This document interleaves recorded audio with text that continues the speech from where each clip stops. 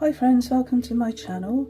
This is the next video in my Decan series, and today I'm talking about the Two of Swords.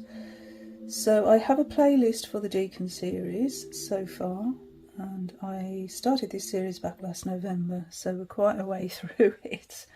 And this is minor cards on the Decan wheel that runs throughout the year. So this particular Decan, the Two of Swords, that one runs from the 23rd of September until the 2nd of October.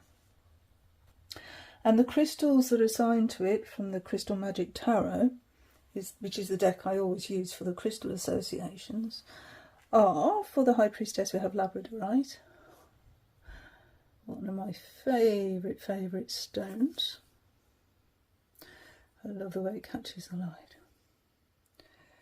Then, for Justice, we actually have blue sapphire, which, as you can imagine, is quite an expensive gem, but this is my ring, which is indeed a blue sapphire, and was a birthday present for my 40th, so I've had it quite some time. And then for the Two of Swords, we have black obsidian. And this is a piece of black obsidian here.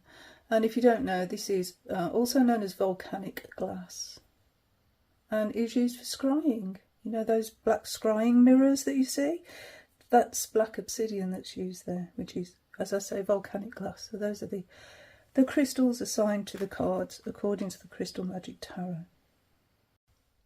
So the first thing that I notice when I look at these cards in relationship to each other is the fact that these three figures are all seated. The High Priestess here is associated with the moon, and then Justice is associated with Libra, and Libra actually begins autumn. This is when autumn starts in the northern hemisphere, and so this is the zodiacal attribute to the card. And then the High Priestess is the planetary aspect, being the moon. And Justice is actually ruled by Venus, and in the tarot that's represented by the Empress, which I have spoken about before. And also, interestingly enough, the Empress is seated as well. So that's the first thing that really struck me, was the fact that everyone is sitting down here. And even if we look in the Thoth tarot, these two seem to echo each other as well, don't they? The Priestess and the Adjustment card, which is the corresponding Thoth cards, both seem to be echoing each other's alignment there, although Adjustment I don't think is sitting. I'm not quite sure. I think Adjustment is actually standing there, whereas the High Priestess is actually sitting. But also what they're sitting on, because if you look, it's a stone structure, and then this Justice card looks like a stone structure. The other thing that struck me when looking at the cards was the veil, because we've got the veil there behind the High Priestess, and we've got also a veil behind Justice. So what happens if we take away the veil? Well, perhaps that's what the Two of Swords is telling us. Here we've got the moon, which is associated, as I said, with the High Priestess. So the moon is clearly in the card there. And the swords, well, we have the Sword of Justice here. Now, in statues of Justice that you see on court buildings and such, Justice is actually blindfolded. And here, our Two of Swords has got a blindfold on.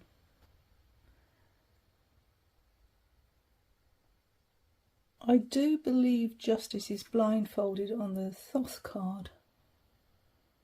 Looks to be. So let's have a look at the astrology of these cards, because I think this gives a real insight into how they correlate, how they all go together. And for this I'm going to use Black Moon Astrology cards by Susan Shepherd. The guidebook in this is really good, and it's really helped me to understand these cards a lot better. Okay, so if we think of the water here behind the Two of Swords as being the subconscious, you know, being so deep and unfathomable, I suppose. You know, our minds, I mean, air is to do with the mind and air is the sword suit. And the other thing I thought, is this a decision? Because if this is a decision, if this person here is trying to decide between two courses of thought or two viewpoints here, with Venus, I'm wondering if this is a decision between the heart and the mind. Is it a decision between what the head knows and what the heart wants? Just something I thought. Anyway, let's have a look at the astrology here.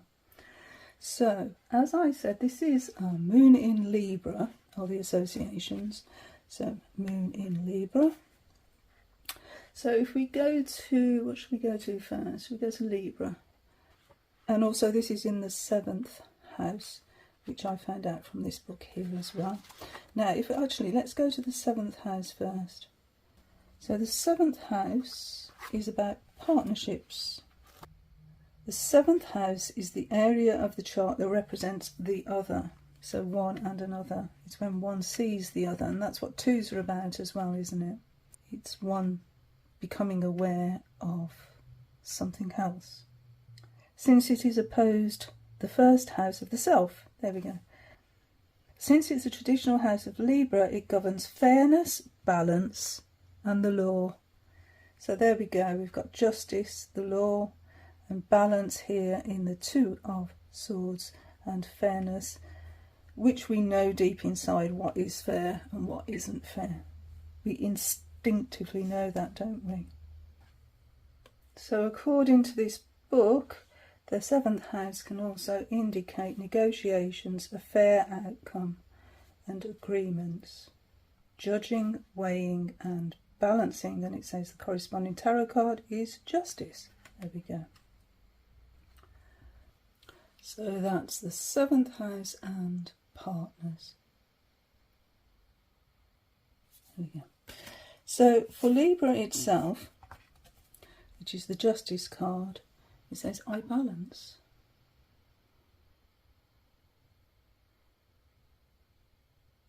Really nice images on these cards. So let's have a look at that one. Libra is the sign of balance, charm and beauty. Now, doesn't that take us back to Venus? Because Venus is all about beauty, and Venus is the Empress. And Libra is ruled by Venus. They're notorious for their wit, ability to weigh and judge. So here we go, weighing and judging. As well as their appreciation for the beautiful things in life. So there we have Venus. Oh, bring Venus back. And then it says Librans are known for changing their minds and opinions. What is true one day may not be the next. So here we go, in two minds. Because they are so balanced, they see all sides to every issue. But they tend to vacillate and have trouble coming to any final decision. And I think that's what we see here, really, isn't it? It's trying to make a decision between one thing and another. They will also float along waiting for matters to resolve on their own without pushing as hard as they need to. It says if you do not make your decision, it may be made for you. And I think that is quite apt, actually, because today I've been thinking about this card for quite 10 days. And so I look to nature a lot of the time and the world around me. And I was looking at a couple of things. I was looking at surfers. I was looking at boats on the sea when I was walking the dog, and a plane overhead. And it struck me that we have to keep moving because we can't stay in a place of balance, or the sea will take us down, or in the case of the air, well, a plane has to keep moving forward. It can't stop or it's just going to drop, isn't it, So I think there's a lesson there. We cannot stay in this state for very long before there is going to be consequences. And as it says in here, in this book here, then a decision will be made for you if you don't make the decision yourself. There's a Rush song that lyrics go, if you choose not to decide, you still have made a choice. And I think that's apt, because the choice is being made for you. You can't stay in this position. And this blindfold here, and its link to the High Priestess. Well, with justice, it will be, to my mind, blind justice, impartiality, you know, taking the facts and then making a decision from those facts. So that's blind justice. And then this person here is blindfolded. Now, are they shutting out their intuition because the sea is behind them, or are they tapping into their intuition by shutting off one of their senses, i.e. sight, so that they don't have to deal with what's going on around them in order to actually go within and find that peace within? And note, the Thoth card is peace. So in order to find that peace within, maybe they have to shut off the external world and influences, cut out those distractions and open up to the intuition that is all part of the High Priestess. We have here in the High Priestess the triple moon crown, and here we've got the moon also reflected in our Two of Swords. So they also correlate there as well, don't they? Now let's look at Venus. And Venus card says, let love take care of it for now. Which is very much what the Empress is saying, isn't it? You know, I'll just sit here and let love be, and creativity will come from the love that I hold within. The Roman goddess Venus was Freya. Among the Greeks, she was Aphrodite. And here we see Aphrodite. Venus rules that part of the astrological chart where we want the good life. It also says that Venus is the most humane and fair of the planets. So you may be asked or feel compelled to settle a dispute. And doesn't that sort of correlate there with justice? I think so. So they all seem to be actually coming together to help identify the meanings behind this card. So what else did I want to look at? The moon itself, maybe, because we have a moon here and the High Priestess is the moon. So let's have a little look at the moon card. And this is called Soul in this deck. And it asks, what does your gut say? And that's exactly what the High Priestess would ask, isn't it? What would your gut say? If you needed to make a decision, what would your intuition say? This card is all about mystery, feeling and hidden messages. So we may not have all the facts. It says this card indicates fluctuations in your life. And of course the moon does go through fluctuations, doesn't it? It's always changing, just like the sea is always changing, just like the air is always changing. You know, if we look at the elemental side of this, there's behind that veil, I believe, it's water. I think if you actually can sort of see behind there, you'll see it is actual water behind there that echoes the water in the Two of Swords. And of course we equate water elementally to emotion. And if we think about the moon and the effect it has on the tides and on our emotions as well, then that, yeah, I can see that as well. It says when this card turns up in a reading, all is not as it seems because something is being obscured.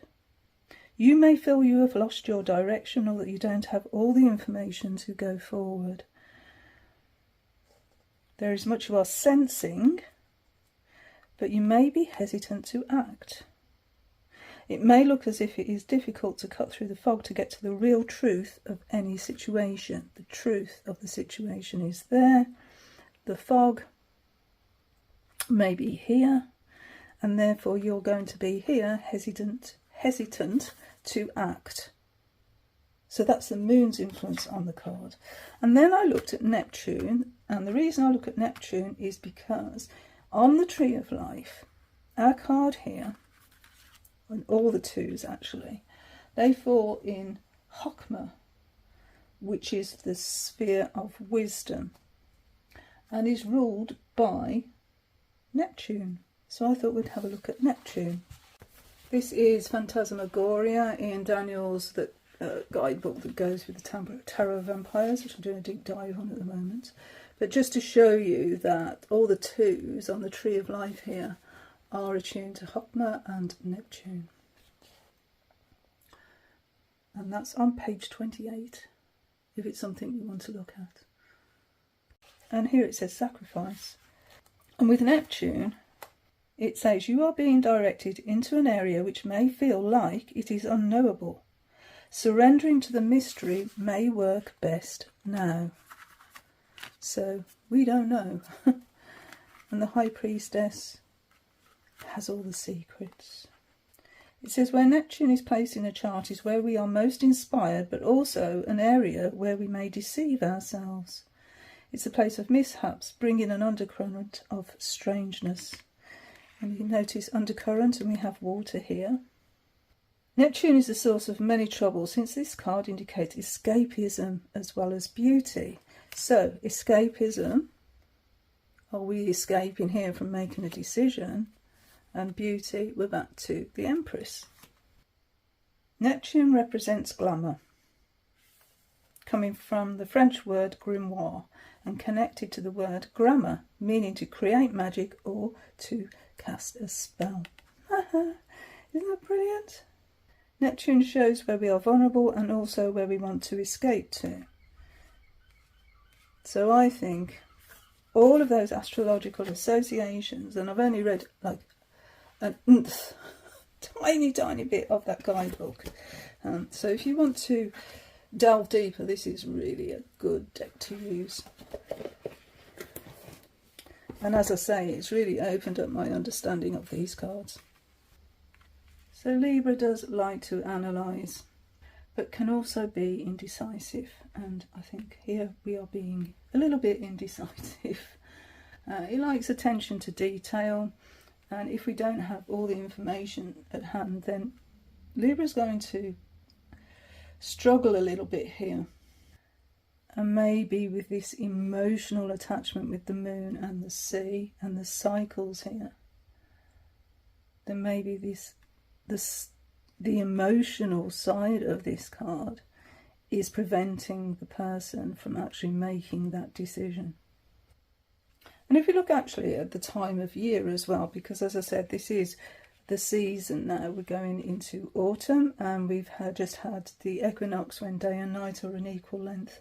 And so it's time to start to make decisions as well, isn't it? We decide when to put the heating on. That's a big decision these days.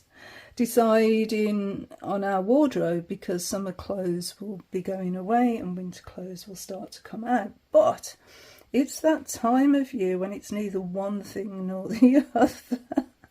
So what do you wear? Well, flip-flops with a raincoat. That's what I've been doing. Because I'm sort of one foot set still in summer and the other foot going into autumn. It's also the time of year when I tend to get a cold, and as it goes, I am struggling with one at the moment and trying to fight it off. And that always happens to me in the change of season. I don't like it. So yeah, deciding what to wear, deciding whether to put a jumper on, a t-shirt, we don't know. And the trees are starting to lose their leaves and nature's changing. You can see the days starting to decrease and the night's starting to increase. And so yeah, it's all about adjusting to that change. On a day-to-day level, really, we even change or start to change the things we eat as well. You know, salad days are now turning into more a need for carbohydrates, isn't it, to actually give our bodies that heat that we need as we go into the changing season. So let's talk a little bit about the Thoth. So this is called the Lord of Peace Restored, and it's such a balanced card. So we've got 2 swords here balanced, and it seems that the balancing act is provided by that blue lotus. Now the thing about, actually it's a blue rose. It's not a lotus, it's a rose, sorry. But the thing about the blue rose is, well, there's no such thing, is there, as a blue rose? I don't think I've ever seen a blue rose. And yeah, so that's achieving the impossible then, really, isn't it? You know, for 2 swords to be balanced by a blue rose is stretching the realms of possibility, I would say. But it's a very balanced card, with even with the geometrical forms in the background. And we've also got, I don't know if you can see on this card, but we've got angels praying. Can you see there? There's an angel praying. And there's an angel praying. So sort of peaceful iconography there. The swords are actually, there's 4 swords on here, not 2, because of these 2 little daggers. So there's one actually balancing the Libra sign. So we've got that balance there again. And then this one is balancing the moon. So everything there on that card is an indication of balance, and blue indicates peace, I believe. So yeah, peace restored. But then if swords aren't used as weapons, then that's a stalemate, isn't it? Nowhere to go. Those weapons, those swords cannot be used as weapons because they're harnessed there. So maybe that's some sort of a compromise that we've had to make in order to restore peace. But if we pull those swords back out again, then the stalemate will end, and there will be a winner or a loser. They'll decide one way or another. This person's going to have to make a decision because those swords are getting awfully heavy. So maybe lifting the veil behind the Justice and the High Priestess has brought a fresh perspective that we didn't realise was there when the veils were up, and because we can't cope with that, then maybe we've had to put the blindfold on, because maybe it's all too much. You know, there's too much there to think about, way too much to think about. So let's shut off one of our senses. Also, you know, those crossed arms, it would seem our figure here is crossing their arms across their heart there, in a sort of a protective stance, in a protective way, disconnecting actually, emotionally. And there's a disconnect between the sea and what looks like a stage card here. So maybe, you know, it's more about disconnecting from feelings here, you know, with that heart chakra blocked. And these geometric patterns as well. I think that sort of indicates the fluidity of air, because I was thinking about that as well, and I don't think air is ever still. I don't think we can ever find this stillness, or even the sea. The sea isn't still either, is it? It's always in motion, always in fluctuation, and the moon governing that fluctuation, governing those tides, and indeed governing our bodies and our emotions. So we have the different viewpoints here. We're trying to tame the monkey mind. We're trying to disconnect from outside stress, anything that might have an influence on us in a negative way, so that we can actually go within and find an answer to the decision we're trying to make. Let's have a little look at Gerd's cycle, Mirror of the Soul, and see what Gerd has to say about the Two of Swords. He says, Moon in Libra, inner peace, power to make decisions. Decisions regarding situation or relationships which engender spiritual peace. So there's another thought. It's about relationships. And, you know, I spoke about that in the astrology side of these cards. So that aligns as well. The 2 swords, symbols of peace. Would you imagine 2 swords would be symbols of peace? Apparently they are crossed, piercing the blue-white rose, readiness for love and realisation instead of struggle. This is talking about the Thoth card, by the by. So deep spiritual peace is the yellow, combines with the energies of reorganisation, which is the green. This is a condition through which situations can be clarified and decisions made intuitively. So there we have the Priestess. Inspiration and ideas which come now are worth paying attention to. Remember them in order to be able to orient yourself by them in times of doubt and confusion. The propeller forms radiating from the rose relate to the airy qualities of the card. They show that freshness and movement are also bound together with true peace. So there we go. Inner peace is a special gift. Protect it but never try to cling to it. So if you wanted to journal on that, we have some questions. Here we go. What areas of your life are especially important to you? You can now come calmly to the necessary decisions. And then there's a suggestion. Take the time for deep relaxation. You are in a good position to examine your past, present and future. Write down your insights. And the affirmation is, deep peace fills my heart. Something really interesting here in the Tarot and the Magis by Paul Hughes Barlow. He quotes Crowley in here. Crowley's insight shines out as he states the Two of Swords was formerly called the Lord of Peace Restored, but this word restored is incorrect because there has been no disturbance. Peace rules because the elements are harmonious within themselves and autocratic beyond the petty corruptions of daily life. So here as well we are cutting out those daily life influences. So this card from Poppy Palin's Everyday Enchantment Tarot is another take on that Two of Swords, which I think is, it's really interesting the way here there's a denial going on. I'm not dealing with this. We've got two siblings possibly taunting each other in the background. We've got some final notice here. We've got the drink has spilled out. There's a fly there, there's a fly in the ointment. That's an old saying, isn't it? There's a robin there, which is quite interesting as a symbol. And then we've got the cross knives, no forks, but two cross knives for the Two of Swords. Yeah, and that final notice. So we're not going to deal with it. I'm closing my eyes to it. And this is sort of the shadow side to that Two of Swords, isn't it? It's like the refusal to deal with the situation. Got another fly up there as well. Yeah.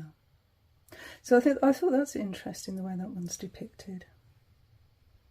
And I thought I'd have a little look at Tarot in Wonderland, Barbara Moore, because let's look at the fantasy side of it, shall we? It's got an amazingly thick guidebook, this one. So we have, so there's the Justice card. There is the Moon. And here we have the Two of Swords, which is, you know, what you'd expect to see. Same figure here. Sitting on a bench, trying to make a decision whether to go to the Mad Hatter or the March Hare. And then the Moon, we've got the Cheshire Cat, as if to mock this Alice here, and mock their inability to make a decision. And yeah, give some strange advice as well. So let's have a little look at the guidebook for that one, just out of interest, and see what Barbara Moore has to say. There we go, Two of Swords through the looking glass. We've got a really big image of it here, so that's useful. Through the looking glass. In that direction, the cat said, there's the cat, waving its right paw round, lives a hatter. And in that direction, waving the other paw, lives a March Hare. Visit either you like. They're both mad. So there you go. So how do we make a decision? So this is the Cheshire Cat's advice to Alice when she asks for directions. She isn't sure where she wants to go, as long as I get somewhere, she says. With this information, she weighs her options. She's seen a hatter before, so that choice is less interesting. Since the month is May, perhaps the hare won't be so mad as it was in March. As she approaches the hare's house, she second guesses her choice. So there again, inability to make that decision. Suppose it should be raving mad after all. I almost wish I'd gone to see the Hatter instead. But as it turns out, the Hatter was at the hare's and they are both behaving pretty madly. So yeah, it doesn't really matter what choice you make, does it? As long as you make a choice. And I think that's the message of the card, really. All Alice can do is make the best of it. Try to get out of the situation unscathed and learn whatever lessons she can. So, down the rabbit hole. Just read a little bit from this. In a reading, this card shows a situation where a decision must be made. And it also gives advice about how to make that decision. In many cases, tarot suggests listening to our intuition and values. So intuition, values, what we think of as other ways of knowing. However, the Suit of Swords is about logic and reason. So there we go with the Justice card. She's blindfolded so that she doesn't look for more input. She is alone with what she already knows. Using that information, she must make a choice. And it says you already have all the facts that you need. Use your reason. Weigh the pros and cons and make your decision. Waiting for more input is just a way to procrastinate. Neither choice may be optimal, and putting off the decision will not change that. So you can't sit on the fence, I think is the advice there. Okay, so finally let's have a look at the crystals from the Crystal Magic Tarot, which is this deck here. Kerry Ward, Claire Gregory. So as I said, we have Labradorite for the High Priestess, blue sapphire for Judgment, blue sapphire. But for the card itself, we actually have black obsidian. So let's look at that one. I'll get the cards out actually. There we go. So that's the Two of Swords. And in this instance, the actual swords are used as a blindfold. But notice we're actually in a meditation sort of position with the legs there, but not with the arms, obviously, and that isn't a position that's going to be very comfortable for very long. And what's that there? Is it a Kundalini snake? Interesting. And let's see, so yeah, Justice is sapphire, High Priestess, Labradorite. Okay. Two of Swords. And as I said, you use this for scrying, so when forced with a tough decision, you need obsidian in your armoury. I love this piece because it's got like a cutout there that you can put your thumb in. It's really nice to hold, and there's one on the other side as well. I don't know if it shows up, but you can actually put your finger and thumb in there. It's really nice. Anyway, this glossy black stone made from molten lava that cooled quickly is often used for scrying or crystal gazing because of its powerful divination abilities. Obsidian can help you see clearly and make decisions by connecting you with the realm of knowing that we all have within ourselves. There we go, harking back to that High Priestess energy. Use obsidian as a talisman whenever you need to tap into your intuition or sixth sense, and you will find you instinctively know what to do. Like many black stones, obsidian is also deeply protective and deflective of negative energy. Okay, so that's the Crystal Magic Tarot. So I think we can really see how all of these energies align. Well, I can. I hope you can. I hope that was clear. But these are the conclusions that I've come to from studying these cards. So until the next time, thank you so much for watching, friends. Bye now. Bye.